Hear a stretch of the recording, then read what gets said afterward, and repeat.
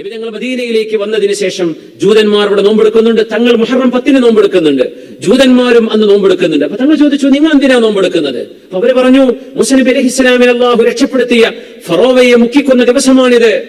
അനാ ഹഖ്ഖു B Musa മിൻകും, നിങ്ങളെക്കാളും മൂസ നബിയോട് ബന്ധപ്പെട്ട ആള് ഞാനാണ്. അതുകൊണ്ട് ലഇൻ ബഖീതു ഇലാ ഖാബിലിൻ ലഅസൂമന്ന അത്താസിഅ, അടുത്ത ഒരു വർഷം എനിക്ക് ആയുസ് ഉണ്ടാവുകയാണെങ്കിൽ ഞാൻ 9 നോമ്പെടുക്കുമെന്ന് റസൂലുള്ളാഹി സ്വല്ലല്ലാഹു അലൈഹി വസല്ലം.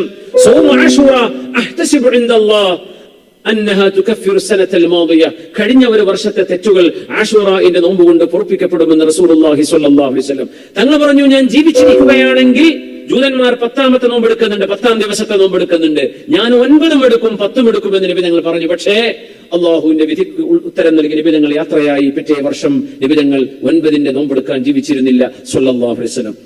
മഹാനായ അല്ലാമ ഇബ്നു ഹജർ അൽ അസ്ഖലാനി റഹ്മത്തുള്ളാഹി അലൈഹി ഫത്ഹുൽ ബാരിയിൽ ബുഖാരിക്ക് ശർഹ് എഴുതിയപ്പോൾ മഹാൻ പറഞ്ഞു, ഈ ഹദീസിന്റെ വിവരണത്തിൽ നമ്മൾ മനസ്സിലാക്കേണ്ടത് 3 രീതിയാണ്. ഒന്നുകിൽ ഒരാൾക്ക് മുഹറം 10 മാത്രം നോമ്പെടുക്കാം, അല്ലെങ്കിൽ മുഹറം 10ഉം 9ഉം 9ഉം 10ഉം. അതിൽ പൂർണ്ണമായ രൂപം മുഹറം 9, 10, 11 ഈ 3 ദിവസങ്ങളിൽ നോമ്പെടുത്തുകൊണ്ട് ആ സുന്നത്ത് നമുക്ക് നേടിയെടുക്കാൻ കഴിയുമെന്ന് മഹാനായ അല്ലാമ ഇബ്നു ഹജർ അൽ അസ്ഖലാനി റഹ്മത്തുള്ളാഹി തആല അലൈഹി. അല്ലാഹു നമുക്ക് ഇതിനെ തൗഫീഖ് നൽകട്ടെ.